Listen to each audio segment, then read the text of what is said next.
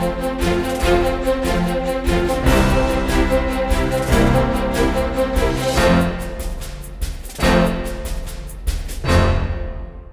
IQ IAS Hindi में आप सभी का स्वागत है। मेरा नाम है मनीष श्रीवास्तव और मुद्दे की बात कार्यक्रम में आज हम बात करने वाले हैं रिसेशन से जुड़ा हुआ। रिसेशन जैसे मंदी कहा जाता है, उसकी चपेट में आने वाला है यूरोप।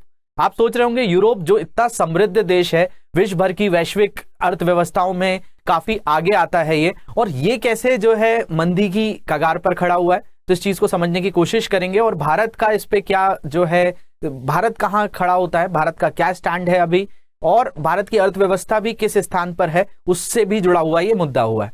तो देखा जाए तो अगर हम बात करें तो रिसेशन, ये शब्द आपने कई बार सुना होगा, तो इसको पहले देखते हैं। इसी को हिंदी में कहा जाता है मंदी।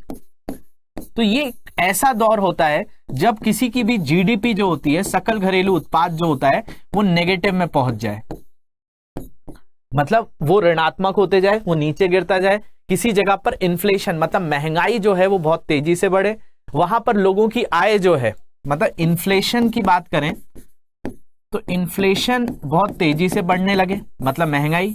अगर कोई वस्तु आपको 100 रुपए में मिलती थी, उसकी अगर प्राइस 150 रुपए हो गया तो ये क्या हो गई, महंगाई हो गई। लेकिन आपकी आय वहीं की वहीं रहे, आय ना बढ़े, आय या तो बढ़े नहीं, बराबर रहे, या जिसके पास जो रोजगार था वो भी चला जाए, साथ साथ जो बैंकों का ब्याज दर है उसमें भी वृद्धि हो जाए। इस तरह के दौर अगर किसी देश में आते हैं तो उसको कहा जाता है रिसेशन या मंदी। मंदी के दौर पे सबसे बड़ी जो एक प्रॉब्लम क्रिएट होती है वो होती है अनएम्प्लॉयमेंट की। बहुत सारे लोगों को नौकरियों से हाथ धोना पड़ता है क्योंकि कई लोग दिवालिया हो जाते हैं, तो ऐसी स्थिति को हम मंदी कहते हैं। अब देखा जाए तो यहां बात हो रही है यूरोप जैसे देश की। यूरोप में इतने बड़े बड़े देश हैं, ब्रिटेन, फ्रांस, जर्मनी, ये सारे देश इसके अंतर्गत आते हैं। अब यहां पर यह समस्या क्यों हो रही है कि यूरोप मंदी की ओर जा रहा है, तो इसके बहुत सारे कारण हैं। देखा जाए तो इन कारणों में सबसे पहली चीज अगर हम बात करते हैं तो क्या है, तो यहां पर सबसे पहली चीज जो है कॉस्ट ऑफ लिविंग, ये एक चीज होती है। मतलब आप कहीं पर रह रहे हैं, उस रहने के लिए आपको कुछ ना कुछ खर्चा होता है। मतलब आपकी जो बेसिक एमिनिटीज हैं, बेसिक एसेंशियलिटीज हैं, कुछ ऐसी जरूरतें होती हैं जो आप किसी भी तरह से उनके बिना नहीं रह सकते। जैसे आपको खाना खाना है तो रोजाना खाना ही पड़ेगा, अगर आपको कपड़े पहनने हैं तो वो पहनने ही पड़ेंगे, आपको कहीं पर रहना है क्योंकि आवास भी चाहिए। तो हमारी जो बेसिक एम्यूनिटी होती है किसी भी मानव की, जो रोटी कपड़ा मकान कहा जाता है, ये तो बेसिक चीज है। अगर इनमें ही प्राइस बढ़ने लगे, आपके खाने की चीजें अगर बिकना मतलब ज्यादा दाम में बिकने लगेंगी, तो क्या आप खाने में थोड़ी कटौती करेंगे? आपके शरीर को तो जितना खाना चाहिए उतना ही चाहिए।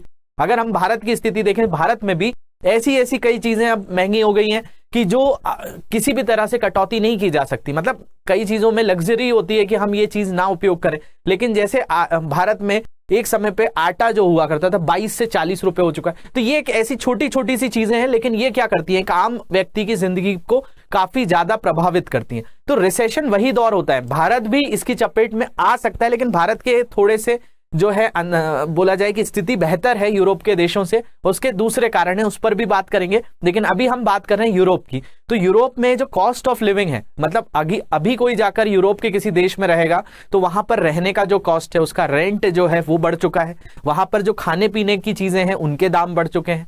इसके अलावा जो पहनने की चीजें उनके दाम बढ़ चुके हैं। तो बेसिक जो लिविंग है, मतलब जो उनके रहने का, आवास का जो खर्चा है वो तेजी से बढ़ रहा है। और यूरोप में ऐसी चीजें हो क्यों रही हैं, इसका एक बहुत बड़ा कारण है आपका रशिया यूक्रेन युद्ध। रशिया यूक्रेन युद्ध जो है उसमें बहुत बड़ी भूमिका रही है। अगर हम विश्व की 5 बड़ी अर्थव्यवस्था की बात करें तो हाल ही में मैंने वीडियो भी बनाया था जिसमें मैंने आपको बताया था कि भारत जो है 5वीं बड़ी अर्थव्यवस्था हो गया। लेकिन इसमें अगर हम पहले स्थान पे देखते हैं तो यूएसए है, दूसरे पे चाइना है, तीसरे पे जापान है, चौथे पे जर्मनी आ जाता है,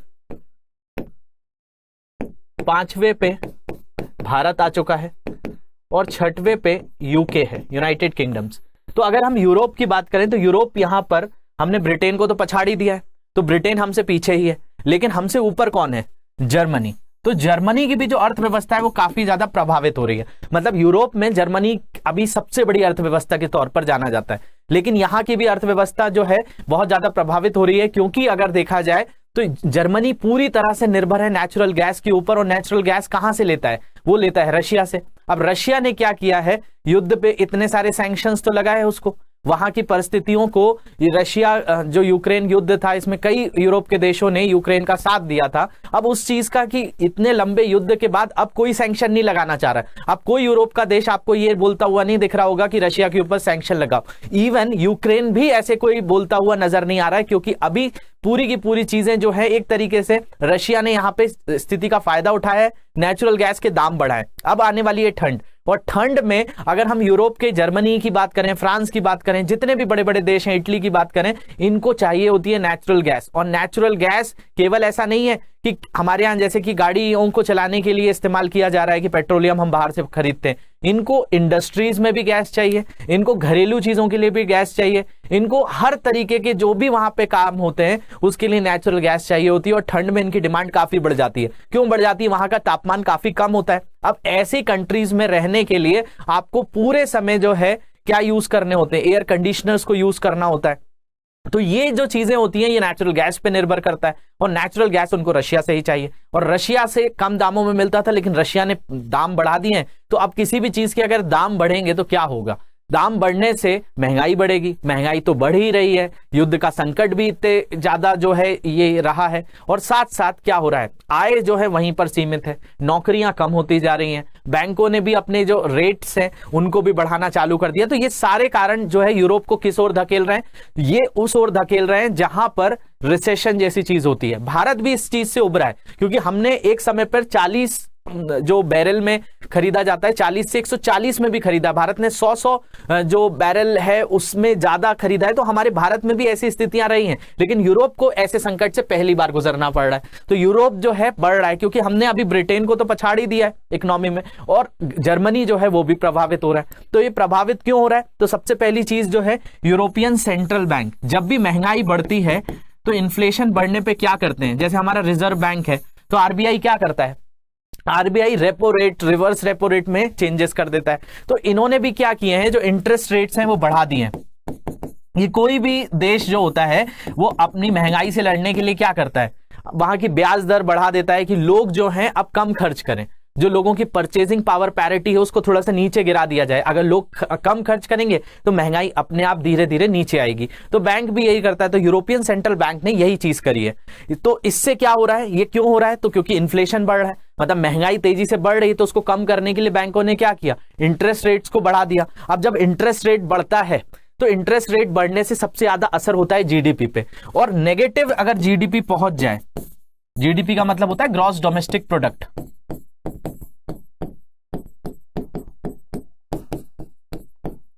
ग्रॉस डोमेस्टिक प्रोडक्ट जिसको हिंदी में कहा जाता है सकल घरेलू उत्पाद। अगर जीडीपी को थोड़ा सा मोटे तौर पे समझे हम कि क्या होता है, तो जीडीपी को एक बहुत ही सिंपल वे में समझ सकते हैं कि मान लिया जाए कि मैं जो हूं एक किसी देश में रहता हूं, मान लिया जाए मैं जर्मनी में रहता हूं। जर्मनी में रहने के बाद मैं एक जो है कोई डिवाइस बनाता हूं। ये डिवाइस जो है बनाने में मुझे लगभग 3 रुपए का खर्च आता है मान लिया जाए, और इसको मैं 10 रुपए में बेचता हूं। मैं इस डिवाइस को 3 रुपए में बना लेता हूं और मैं बेचता कितने हूं, 10 रुपए में, 7 रुपए मेरा प्रॉफिट है। लेकिन जीडीपी का काउंट कैसे किया जाता है? अगर मैंने साल भर में ऐसे जो है 1 लाख डिवाइस बेच दिए, मतलब मैंने ऐसा डिवाइस पूरे साल भर में कितने बनाए, 1 लाख बनाए, तो मेरी कमाई कितनी हो जाएगी 10 रुपए के हिसाब से 10 लाख। 10 लाख जो मैंने कमाया है साल भर में वही जीडीपी हो जाती है। तो ऐसे ही किसी भी देश की भौगोलिक सीमा के अंतर्गत रहते हुए किसी व्यक्ति ने जितना भी गुड्स एंड सर्विसेज, मतलब आपका जो सेवा है या फिर किसी वस्तु या सेवा पर जो भी पैसा कमाया हुआ है किसी भी भौगोलिक सीमा के अंतर्गत 1 साल के अंतर्गत, उसको कहा जाता है क्या, उसको जीडीपी कहा जाता है। तो किसी देश की जो जीडीपी है उसमें ग्रोथ ना हो, ग्रोथ का मतलब कि पिछले साल से अगले साल में कोई भी डिफरेंस ना आए और भी कम होता जाए, तो उसको कहते हैं नेगेटिव जीडीपी। और एक ये बहुत बड़ा उदाहरण है नेगेटिव जीडीपी किस चीज का, रिसेशन का। और यूरोप में ये स्थिति देखने मिल रही है, चाहे ब्रिटेन की बात करें चाहे जर्मनी की बात करें, जो बड़ी बड़ी अर्थव्यवस्था है। बाकी छोटे देशों में तो और भी ज्यादा हालत खराब है। और इसका जो मैंने आपको बताया, इसका जो प्रमुख कारण है वो क्या है, तो ये जो है एक तो इन्फ्लेशन तो है, महंगाई तो है, महंगाई के साथ साथ जीडीपी भी है, इंटरेस्ट रेट का बढ़ना। इंटरेस्ट रेट के बढ़ने के साथ साथ, जैसे मैं आपको बताऊं थोड़ा सा, यहां पे होता क्या है, जैसे हमारे यहां आपने सुना होगा एक रेपो रेट नाम की चीज होती है, इसी रेपो को बोला जाता है रीपर्चेज रेट।